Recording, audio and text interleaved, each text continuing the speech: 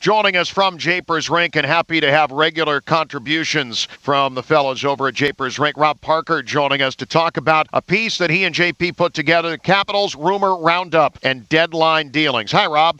Hi, John. Happy Friday. Hope you're doing well. Doing great. The article here identifying a few players in specific that may or may not, maybe probably not, given some of the talk from Brian McClellan yesterday between now and Monday that the Capitals could have some interest in. But I guess the question for openers before we talk about some specifics, the Capitals are the best team in the NHL. They have not lost back-to-back games in regulation heading into the 60th game of the year. How concerned are we about potentially messing with a group that seems pretty tight, and could the wrong move potentially derail some team chemistry? Well, I think you always have to be a little worried about that.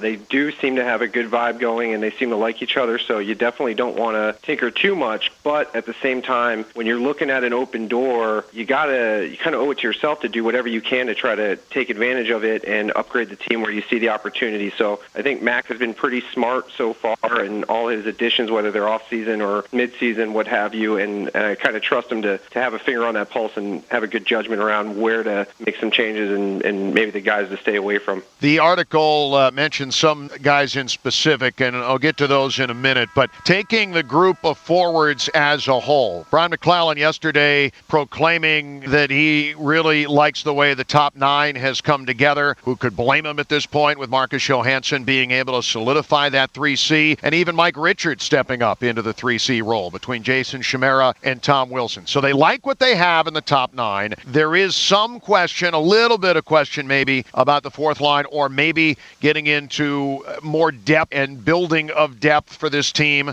between now and Monday at 3 o'clock. Jay Beagle is obviously coming back. They have to make some kind of move financially just to get Beagle back on the roster because he's on long-term injured reserve right now. That question will be answered by Monday. But as far as upgrading fourth line and just in terms of some of the guys that were listed here, your thoughts on where this team is now with fourth line and depth, and maybe something that could be tweaked or tinkered with between now and Monday afternoon? Yeah, I think that's just the reality. And if you look back at what he has said before, it doesn't look like McClellan has kind of hit his hand at all. He said he wanted to get D, and then he got D. He said he wanted to get wings, and he got wings. So when he says he wants a fourth liner, I tend to go with him. When we spoke last, I did say that I thought there was an opportunity to upgrade that third line wing, and then obviously that pushes Wilson or Chimera down, which would upgrade the fourth line as well. But as you pointed out, Beagle's got to come off. They need to move some salary to do that. So you would think that anything that would upgrade that third line would probably be too expensive. But I think there are guys out there on reasonable contracts that could help that fourth line, and if nothing else, provide depth. Weiss and Weiss, I'm actually not even sure how to pronounce his name, but out in Montreal, he's a good player. He's shown up in the playoffs before. He has that speed, but, I'm not in love with the guy. I think that when you look at just a one-year sample and he has good numbers now for a guy who's been in the league for a while, I would sure hate to be the guy to buy him on a career year and then have the numbers come back to earth a little bit, and you say, well, why did I do that? Why did I mess with that? And getting back to that overarching theme, what do you want to do to this group that seems to like each other? The one that I like is Matt Hendricks, because he's not going to mess up the room. The team had him here. They loved him. He seemed to like it. It was obviously his opportunity to get a nice contract that would give him some continuity and some stability, and you can't ever fault a guy for that, especially a guy like Hendricks who's paid his dues. So I don't think he left because he wasn't a good fit. I don't think he left because they didn't like each other or he wasn't a good person. So I think if they could find a way to bring him back, he's the perfect kind of addition to bring that grit, bring that leadership. He's not a selfish guy. He'll play whatever role you need, and they obviously don't want Tom Wilson fighting as much this year. It looks like Latta has been fighting a little bit more, so if someone needs to drop the gloves, Hendricks can drop the gloves. So I guess the one, if it's a downside to a loaded roster, is that there aren't a lot of guys who can do that dirty work if they don't want Wilson doing it. And if Beagle and Richards are on the fourth line, they're not going to do it. So you bring in Hendricks, you add a little bit of that team toughness, and who knows? Maybe you keep the magic going and you just give yourself one more insurance policy for when a guy eventually does get hurt, because if you go on a long run, someone will get hurt. Rob Parker from Japers Rink joining us. The name of the article, Capitals Rumor Roundup and Deadline Dealings. You can read it at Japers Rink right now. Just tweeted it out off the Capitals radio handle as well.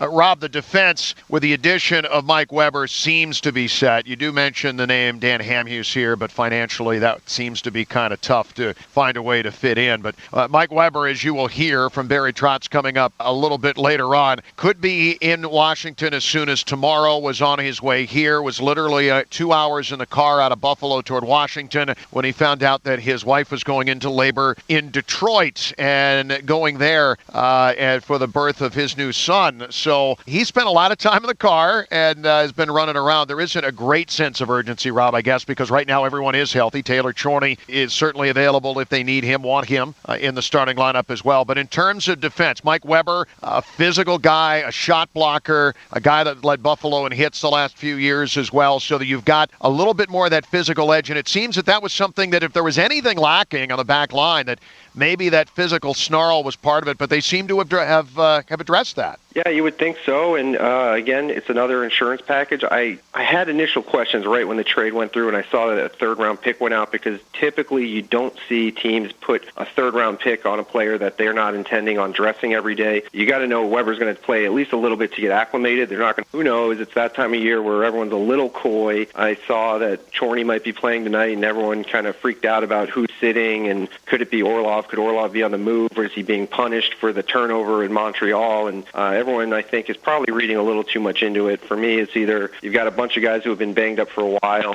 and I did say, and got proven wrong real quick when I said I would have kept Orpik out of the lineup a little bit longer right before that LA game. You know, maybe he's still hurting, or maybe Carlson's still hurting. This is the time when, you know, okay, Holtby's chasing a record, but other than that, everything's sewn up. So if they want to keep Chorney fresh, and obviously they like him, they gave him the extension, so put him on the ice and let other guys rest, whether it's Orlov for the big mistake, and I don't know if that's what it is. I do think that Trotz is fairly conservative defensively like that, and while Orlov can wow you with his puck skills, he can wow you just as much the other way with some of his defensive decision making. And again, I don't want to say that that's what it is, because again, if he plays tonight, then obviously I'm wrong again. But there's opportunities to mix it up a little bit, keep everyone on their toes, keep everyone rested. So you'd think Chorney and Weber are going to slot in, but I'd be really surprised if they say that they're going to move one of these guys, because I think Schmidt and Orlov, they're the 5-6 in the depth chart, but they both played really well. They both deserve to be here. You've got Weber, you've got Chorney. Why mess with a good thing? Hamhuis doesn't make sense. Tootin has years of $4.5 million left on their contract, and that doesn't make sense. So, one of the quotes that really stuck out to me from Brian McClellan that I read yesterday was, if the guy you're getting isn't going to be clearly better than the guy he's replacing and going to upgrade your team in a meaningful way, why are you going to do it? And when I went through this exercise and talked to JP about these players, we kept coming back to either the contract doesn't make sense or it's a marginal upgrade at best. So just stick with what works. You've got 8 defensemen that you like, and let's see how that shakes out. Rob, the tension, and certainly for a general manager, it is quite a balancing act to look at the present versus the future prospects that you have. And the Capitals certainly, maybe for the first time in several seasons, with a lot of good young talent down in Hershey, whether it be forwards like Jacob Vrana, Riley Barber, Travis Boyd, on defense, Connor Carrick. It's tough to believe. I mean, Carrick was here at 19. He's still only 21 and still potentially a bright future there.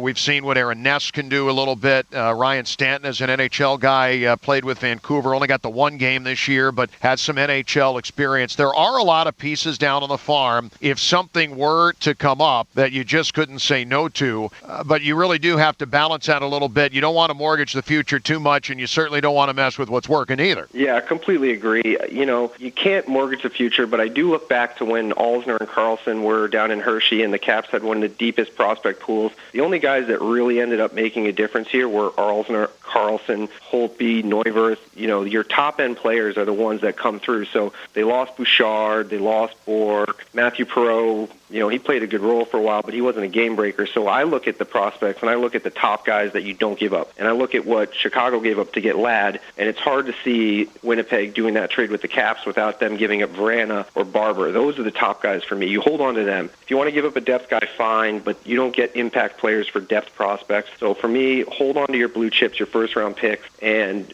tinker where you can. But at the same time, this team is poised for a really great run. And if you have an opportunity to get better, I said before, you've got to take it. Make that run and do what you can. If it doesn't work out, it doesn't work out. But I don't like it when bubble teams chase. Back when Vokoun and Weidman were unrestricted free agents and the Caps were on the bubble, I actually was advocating to just trade those guys because I felt even if they made the playoffs, they weren't going to do anything about it.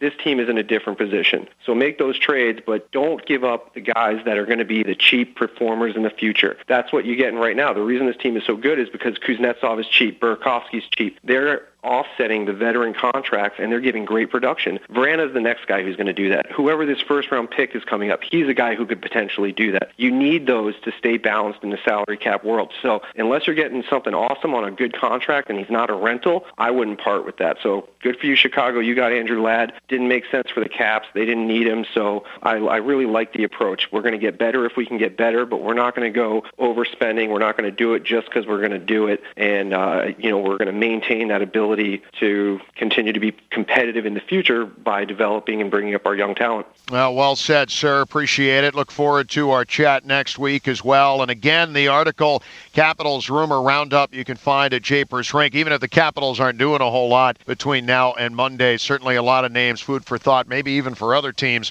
And a nice little primer there on getting ready for deadline Monday. Hey, Rob, thanks for joining us. Thanks a lot, John. I'll talk to you later.